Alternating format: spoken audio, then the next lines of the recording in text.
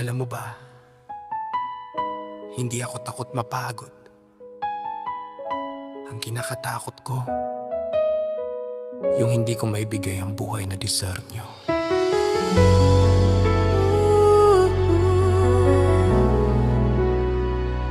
Gigising ng maaga, uuwi ng gabi.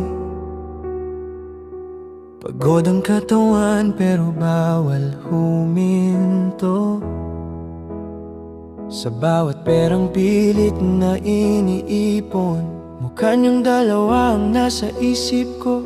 Dalawang prinsesa na wala pa sa hustong gulang. Sa hirap ng mundong pilit kong hinaharap, habang si Mrs.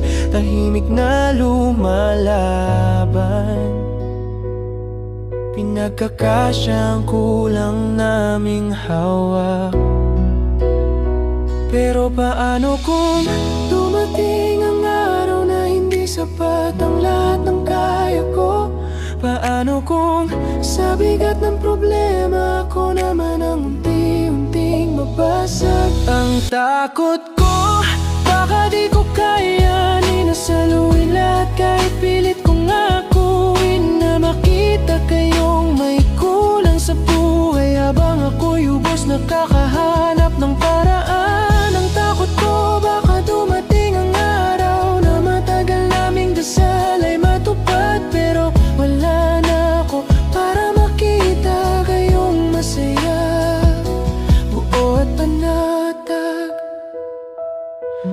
Minsan gusto ko nang sumuko sa laban, hindi dahil mahina kundi sobrang pagod na. Pero parang kasakiman kung ako'y bibitaw at iiwan sa inyo ang bagyong dinadala. Kaya pilit na bumabangon bawat umaga, kahit takot at lungkot ang kasama. Dahil ama ako at kahit wasak sa loob, pipiliin ko pa rin maging matatag. Hindi ko hinihingi ang maranyang buhay, kahit simpleng tahanang may katahimikan. Yung wala ng kaba kung saan kukuha ng pambayad, pagkain at pangarap nila, Panginoon.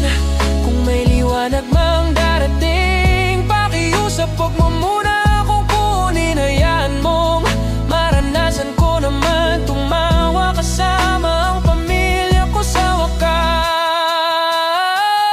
Ang takot ko, baka di ko kayanin, pero pag-ibig ko sa kanila ang lakas kong lihim. Kahit mabigat, kahit parang walang hanggan, di ako susuko habang